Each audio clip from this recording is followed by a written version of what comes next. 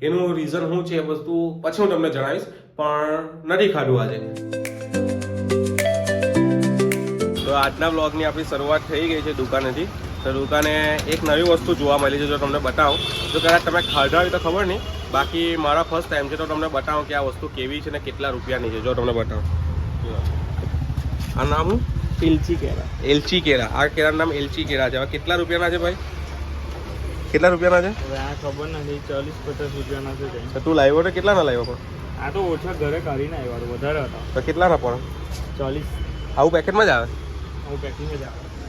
હવે આ કેટલાના છે પ્રાઇસ નહીં ખબર, એની સાઈઝ જો ખાલી આટલા જ. જો આ સાઈઝ જો છે ને, આ કેળાના નામ એલચી કેળા છે. એક વખત ટ્રાય કરજો. હવે આ હેના માટે ખવાય છે હું છે ખબર નહીં. આપને તો એવું લાગે ભાઈ નાના છે એટલે પેલા કાચા તોડી લીધા ને કેમિકલમાં બહુ દીધા એટલે પાકા થઈ ગયા. આપણને તો એવું જ લાગે, પણ આનું રિયલ વસ્તુ શું છે આપણને નથી ખબર. તો જો તમને ખબર હોય તો કોમેન્ટ કરજો કે ભાઈ આ હેના માટે ખવાય છે ને કઈ જગ્યા ઉગે છે ને કેટલા રૂપિયાના છે. તો હું બસ કામ પટાઈને, દુકાનનું કામ પટાઈને આવી ગયો છું ઘરે મસ્ત મજાનું જમી લીધું છે. અને જમવામાં આજે હતું દાળ ભાત અને દૂધી બટાકાનું શાક, 2 વસ્તુ હતું. તો આપણે રોટલી ભાખરી તો ખાતો નથી ને પૂરી હોય તો પૂરી પણ નથી ખાતો. કેટલા વખત લગભગ 1.5 વર્ષથી પેલું છોડી દીધું છે. એનું રીઝન શું છે એ વસ્તુ પછી હું તમને જણાવીશ, પણ નથી ખાધું આજે. અને ઉપર આવી ગયો છું રૂમમાં. બસ તો હવે સુવાની તૈયારી કરીએ છીએ. પણ હા, સાંજે મારે જવાનું છે એક ફંક્શનમાં, એટલે પાછું 6-6:30 વાગે ઉઠી જવું પડશે ને હમણાં વાગી ગયા છે 5. તો હવે સુવાની તૈયારી કરીએ. અને આજે એક વસ્તુ લાવ્યો છું, એટલે કપડાં લાવ્યો છું. હવે કપડાં હું કઈ જગ્યાએથી લાવું છું એ બધી વસ્તુ તમારે જો જાણવું હોય તો તમને કહી દઉં. સ્ટેટસ છે મધુવન સર્કલની નજીક પાલ રોડ પર, તો ત્યાં જોઈ આવજો, સારું કલેક્શન છે. હું જે જગ્યાએ જવા તે જગ્યાએ તમને બતાવતો રહેવા. તો ત્યાંથી લઈ આવ્યો છું મસ્ત મજાના 2 પેન્ટ, એક ફોર્મલ પર પણ ચાલે અને રેગ્યુલર યુઝમાં પણ ચાલે એ રીતનો એક પેન્ટ છે. પછી 3 ટી-શર્ટ છે અલગ અલગ. શું એનું બિલ શું બન્યું હશે એ તમે જણાવો ખાલી એકવાર.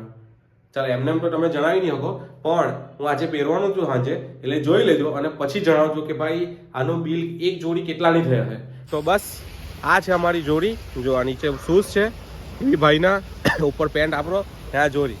હવે તમે ગેસ કરો અને કોમેન્ટ કરવાનું ભૂલતા નહીં કે ભાઈ આ જોડી કેટલાની છે, તમને કેટલામાં લાગે છે. તો જોઈ લો. આપણે આવી ગયા છે યુફોરિયા હોટલની અંદર. અહીંયાનો ટેસ્ટ બી એકદમ જોરદાર છે. આ આપણું 4થી 5મી વાર છે. અમે સ્પેશિયલ અહીંયા સ્પેગેટી ખાવા માટે આવીએ છીએ, પણ ખરેખર બહુ જોરદાર ટેસ્ટ છે અહીંયાનો.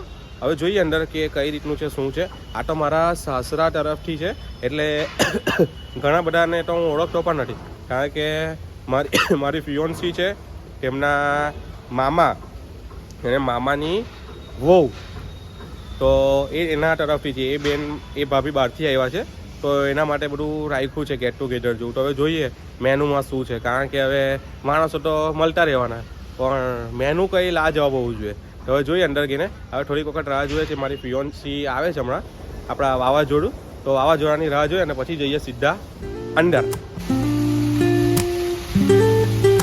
એની માને અંદર તો આખો રૂમ ચીલ કરી નાખેલો, છોતરા ફાડી નાખે એવી ઠંડી લાગતી હતી. પણ કીએ કોને? આવેલા પાછા એક તો સાસરી તરફથી, એટલે કહેવાય બી કોને. હવે જેમ તેમ કરીને જમી લીધું. મસ્ત મજાનું ગરમ ગરમ સૂપ, હરાભરા કબાબ, 2 જાતની પંજાબી સબ્જી, રોટી અને કેક ખાઈ લીધી ને બહાર આવી ગયા આપણે. તો હજુ એ લોકો લેડીઝ લોકો જમે છે, તો એ લોકોને જમવા દઈએ અને પછી વાવાઝોડાની રાહ જોઈએ. વાવાઝોડું આવે એટલે સીધા નીકળીએ આપણે આપણા ઘર તરફ, અને પછી કપડાં બદલીને સીધા દુકાને. પણ ફૂડ એક નંબર હતું. અહીંયા રહેવાની સુવિધા પણ છે મસ્ત મજાનું. હવે જેનાથી પેટ ભરીને ખવાઈ ગયું હોય બરાબર, ઘરે જવાની ઈચ્છા નહીં હોય, તો અહીંયા બસ લાંબા ટાંટિયા કરીને હોઈ મૂકે એવી જગ્યા છે. તો અમારી દુકાને અંધારું કરી દીધું છે, જોઈ લો ટોટલી, કારણ કે પોલીસનું દબાણ ઘણું છે. આપણે કપડાં ચેન્જ કરીને આવ્યા તો ખરા દુકાન, પણ દુકાન બંધ કરાવી દીધી છે.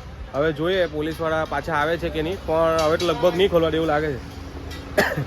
તો જોઈએ હવે શું કરે, કારણ કે લોકો પબ્લિક તો કહીને જાય છે ભાઈ ચાલુ કરો, પણ સાહસ નથી કરવો, કારણ કે પછી ટોટલી બંધ કરીને મારામારી કંઈ થાય દંડાવાળી, એની કરતાં બંધ રાખ્યું છે હમણાં. તો દુકાન બંધ કરીને હું પહોંચી ગયો ફ્રેન્કી પાર્સલ કરાવવા દોસ્તાર માટે.